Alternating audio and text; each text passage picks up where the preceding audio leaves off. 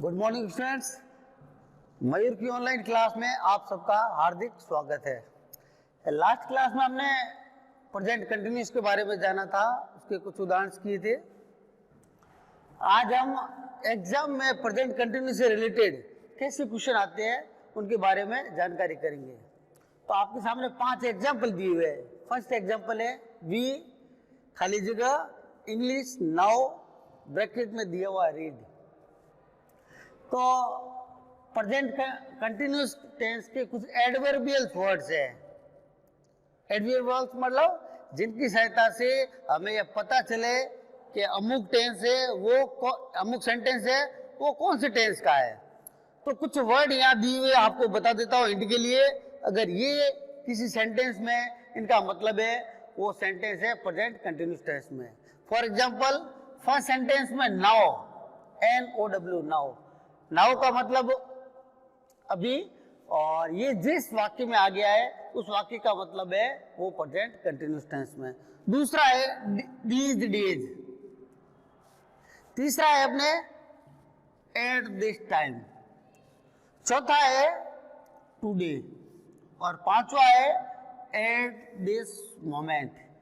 ये 5 ऐसे adverbial words है जिनको अगर हम आसानी से समझ ले तो हमें पता ये चल जाएगा कि अपन जो सेंटेंस कर रहे हैं या हमें जो सेंटेंस में पूछा है किस टेंस के बारे में, अर्थात इस वाक्य में कौन सी हेल्पिंग वर्ब आएगी, तो हमें आसानी होगी सवाल को सॉल्व करने में। शॉर्ट एंड स्वीट हम ये कह सकते हैं जिन वाक्यों में now, these days, eight this time, today या एट दिस मोमेंट आई है तो वो वाक्य अपना प्रेजेंट कंटिन्यूस टेंस का होगा। अब हम एक एक करके जो 5 एग्जाम्पल है इनको सॉल्व करते हैं। पहला एग्जाम्पल है we fill up English now bracket में दिया हुआ है रीड। ये क्वेश्चन ऑब्जेक्टिव रूप में भी आ सकता है। ऑप्शन में दे दिया, ए में दे दिया एज रीड, दूसरे में दे दिया इज रीडिंग, ऐसे 4 ऑप्शन दे सकते हैं। अपन जो सॉल्व करें देखिए, we fill up English now read. अब रीड है, ब्रैकेट में रीड है, क्योंकि नाउ आ चुका है तो हमारे दिमाग में सीधा कौन सा टेंस आएगा, प्रेजेंट कंटिन्यूस टेंस। और प्रेजेंट कंटिन्यूस टेंस की पहचान है सब्जेक्ट अगर प्लूरल हो तो हेल्पिंग वर्ब के रूप में आर का प्रयोग, और मेन वर्ब की जो भी फॉर्म हो कोष्टक में फर्स्ट फॉर्म उसके साथ में आईएनजी लग जाएगा। तो अपना वाक्य हो गया we are reading English now, हम अभी अंग्रेजी पढ़ रहे हैं। इसी तरह दूसरा वाक्य, they fill up in Jodhpur these days travel. Travel का मतलब होता है यात्रा करना। तो चूंकि यहां पर अपना जो सब्जेक्ट है दे वो प्लूरल है इसलिए आ जाएगा उसके according helping verb are. Travel है तो हो जाएगा ट्रेवलिंग।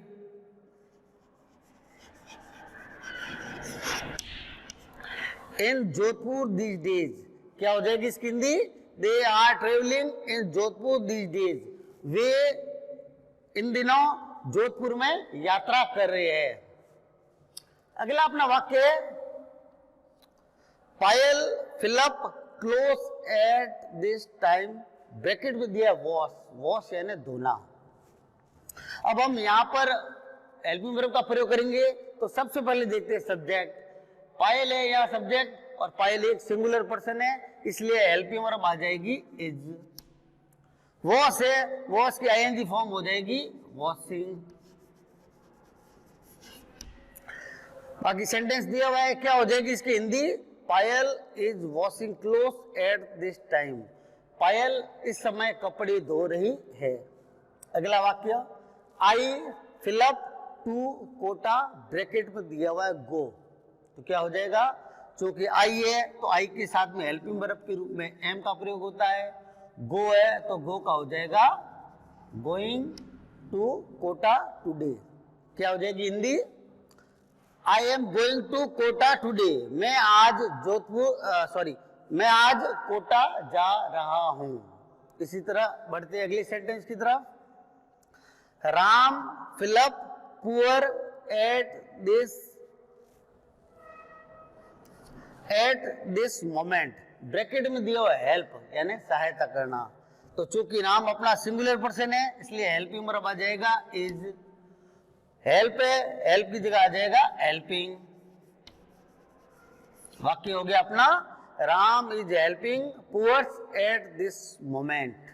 हिंदी क्या हो जाएगी? राम एट दिस मोमेंट का मतलब इस पल कह सकती है, क्षण कह सकती है। राम इस समय या इस पल गरीबों की मदद कर रहा है। एक बार वापिस इनको देखते हैं। पहला वाक्य we are reading English now. क्योंकि इस वाक्य में नाउ आ चुका है इसलिए प्रेजेंट कंटिन्यूस है, और प्रेजेंट कंटिन्यूस के अनुसार हमने आर का प्रयोग किया हेल्पिंग वर्ब के रूप में। क्यों? क्योंकि अपना जो सब्जेक्ट है वो प्लूरल है, उसके according helping verb first form plus ING. उसी तरह दूसरा सेंटेंस, क्योंकि यहाँ पर सब्जेक्ट दी है वो भी बहुवचन है इसलिए आर का प्रयोग किया है, और ट्रेवलिंग आ गया है। क्यों? क्योंकि प्रेजेंट कंटिन्यूअस टेंस का सेंटेंस है। कैसे पता चला? तो हम कह सकते हैं इस वाक्य में दीज आया है। अगला वाक्य Payal is washing cloth at this time. Payal चूंकि सिंगुलर पर्सन है इसलिए इज का प्रयोग हो गया, क्योंकि पास्ट प्रेजेंट कंटिन्यूअस का है इसलिए वॉशिंग आ गया। कोई हमें पूछे कि आप यहाँ पर इज और वॉश का प्रयोग क्यों किया है, तो हम कह सकते हैं इस वाक्य में एडवर्बियल वर्ड्स के रूप में एट दिस टाइम का प्रयोग हुआ है, और एट दिस टाइम का प्रयोग है वो सदैव प्रेजेंट कंटिन्यूअस टेंस में होता है, इसलिए हमने इज वॉशिंग का प्रयोग किया है। बढ़ते अगले सेंटेंस की तरफ। I am going to Kota today, bracket में दिया हुआ गो।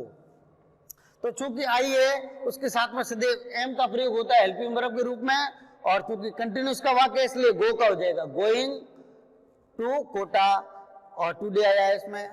अगले वाक्य में Ram is helping poors at this moment. Ram है वो इस पल या एक क्षण है वो गरीबों की सहायता कर रहा है। कोई मैं पूछे कि आपने इज और हेल्पिंग का प्रयोग क्यों किया है, तो हम कह सकते हैं इस वाक्य में एडवर्बियल वर्ड्स के रूप में एट दिस मोमेंट आया है, जिनसे हमें पता चले कि यह वाक्य है प्रेजेंट कंटिन्यूअस टेंस का है।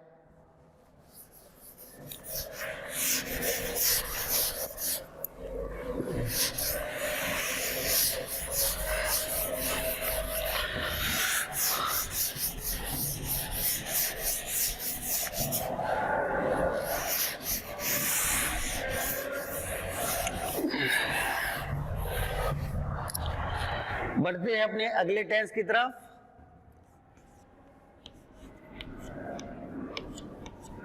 आज का अपना टेंस है प्रेजेंट परफेक्ट टेंस। तो शुरू करने से पहले इसके बारे में थोड़ी जानकारी कर लेते हैं। प्रेजेंट टेंस के अंतर्गत इस टेंस में कोई भी कार्य है जो वर्तमान समय में शुरू हुआ हो, भूतकाल समय में शुरू हुआ हो, वो समाप्त हो चुका है, मतलब अभी अभी समाप्त हुआ हो, ऐसी जानकारी हो तो इस सदैव प्रेजेंट परफेक्ट टेंस का प्रयोग करते हैं। इसकी पहचान देखते हैं।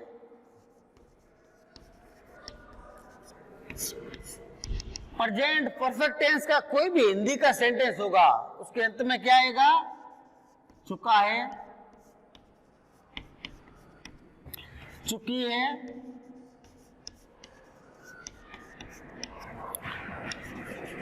चुकी है, लड़का हो तो चुका हूं, और लड़की हो तो चुकी हूं। अब बढ़ते इसके हेल्पिंग वर्ब की तरफ। हेल्पिंग वर्ब के रूप में इसमें दो हेल्पिंग वर्ब होती है, एक होती है हैज और एक होती है हैव। सब्जेक्ट अपना अगर सब्जेक्ट सिंगुलर पर्सन हो तो हेल्पिंग वर्ब में हैज का प्रयोग, और सब्जेक्ट अगर बहुवचन हो तो सदैव हेल्पिंग वर्ब के रूप में हैव का प्रयोग करेंगे। अब बढ़ते हैं मेन वर्ब। मेन वर्ब की सदैव थर्ड फॉर्म का प्रयोग करेंगे यदि अपना सेंटेंस प्रेजेंट परफेक्ट टेंस का हो, चाहे अफर्मेटिव हो, चाहे नेगेटिव हो, या चाहे इंट्रोगेटिव हो, कैसा भी सेंटेंस हो सदैव मेन वर्ब की थर्ड फॉर्म का प्रयोग करेंगे। ध्यान देने योग्य बातें ये है, कोई भी अपन प्रेजेंट, पास्ट, फ्यूचर जो भी टेंस पढ़ेंगे अकेला परफेक्ट हो, खाली परफेक्ट टेंस हो, यानी प्रेजेंट परफेक्ट हो, पास्ट परफेक्ट हो या फ्यूचर परफेक्ट हो, तो सदैव मेन वर्ब की थर्ड फॉर्म का ही प्रयोग किया जाएगा।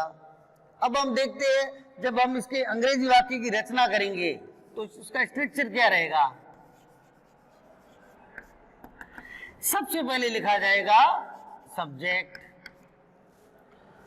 फिर हेल्पिंग वर्ब के रूप में हम एज या हैव का प्रयोग करेंगे, फिर मेन वर्ब की थर्ड फॉर्म का प्रयोग करेंगे, फिर वाक्य में ऑब्जेक्ट, और फिर अगर कुछ बच जाता है वो अदर्स में आ जाएगा। इसका एक एग्जांपल देखते हैं।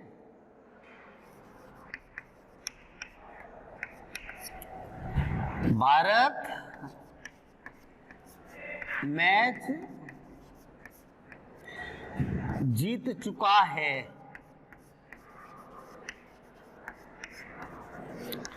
तो देखिए स्टूडेंट्स, सबसे पहले तो इसकी पहचान ये है कि इसके अंत में चुका है, चुकी है, चुके है, चुका हूं, चुकी हूं, इन पांचों में से कोई एक आ रहा है इस सेंटेंस में। तो इस सेंटेंस में देखिए भारत में जीत चुका है, वाक्य की जो एंडिंग है वो चुका है, चुकी है, चुके हैं, इन पांचों वर्ड्स में से किसी में एक हो रही है, इसलिए हम ये कह सकते हैं ये अपना वाक्य है प्रेजेंट परफेक्ट टेंस का है। ठीक है। दूसरा, इस वाक्य में ये आभास हो रहा है जो कार्य है वो वर्तमान में शुरू हुआ था वो अभी अभी समाप्त हो चुका है। ठीक है। अब इसकी हिंदी करेंगे तो सबसे पहले अफर्मेटिव, ये करने से पहले हम देखते हैं इस वक्त भारत मैच जीत चुका है। जो जीतने का कार्य वो किसने किया है? भारत ने, इसलिए भारत हो गया सब्जेक्ट, मैच हो गया अपना ऑब्जेक्ट, और जीतना ये हो गया अपने मेन वर्ब। अब हम इसको अफर्मेटिव में बदलेंगे तो सबसे पहले क्या लिखा जाएगा? सब्जेक्ट इंडिया,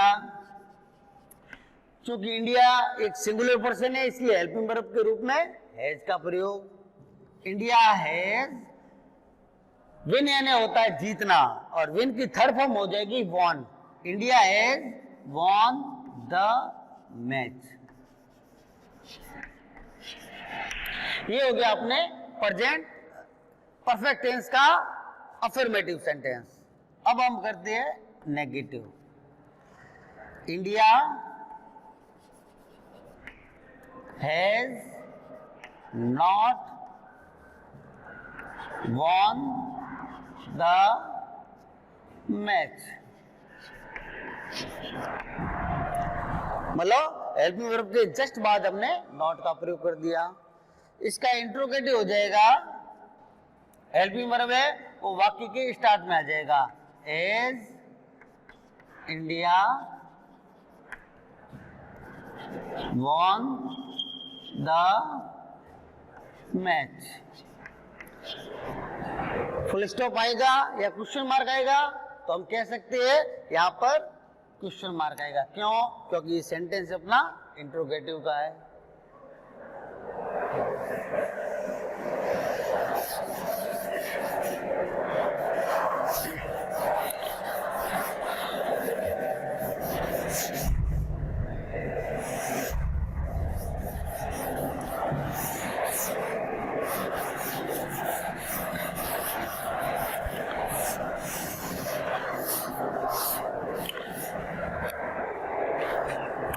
और उदाहरण देखते हैं। लकड़हारा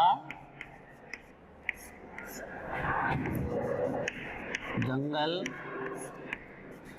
में लकड़ी काट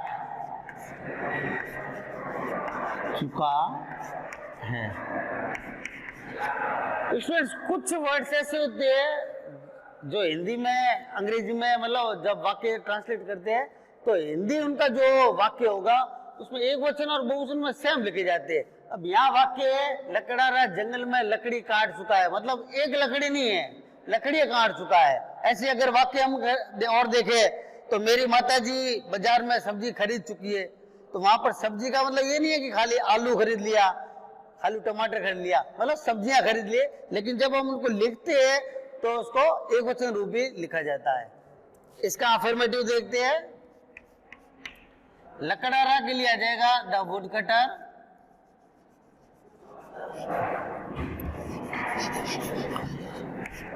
द वुड कटर, क्योंकि यह सिंगुलर है इसलिए has cut woods in the forest.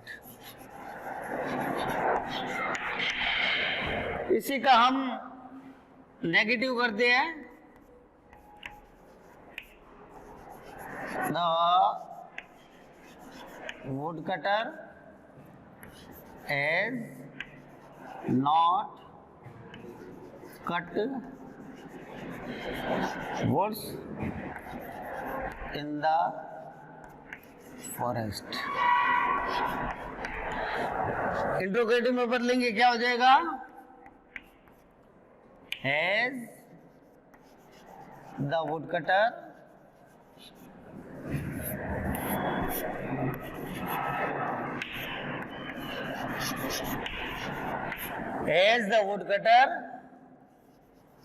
cut woods in the forest। ठीक है, ये हो गया अपना इंट्रोगेटिव। और उदाहरण देखते हैं हम। दीपावली मना चुके हैं। क्या हो जाएगा इसका अफर्मेटिव? वी हैव, चूंकि यहाँ पर वी प्लूरल सब्जेक्ट है इसलिए हेल्पिंग रूप में हैव का प्रयोग हो गया। We have celebrated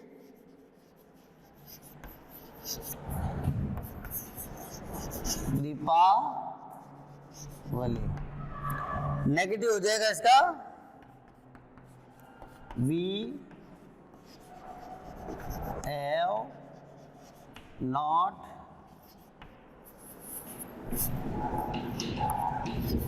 celebrated Deepawali.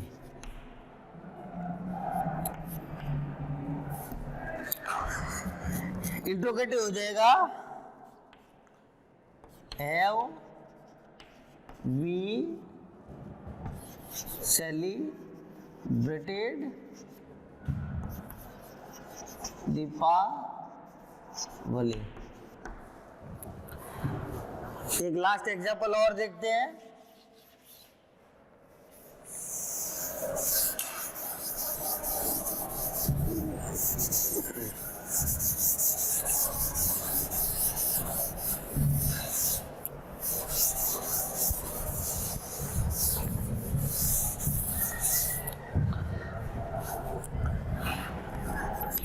Barmer में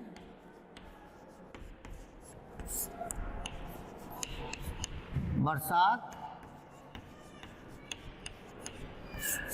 हो चुकी है। गौर से देखिए स्टूडेंट्स, ये ऐसा वाक्य है जिसमें कोई सब्जेक्ट नहीं है।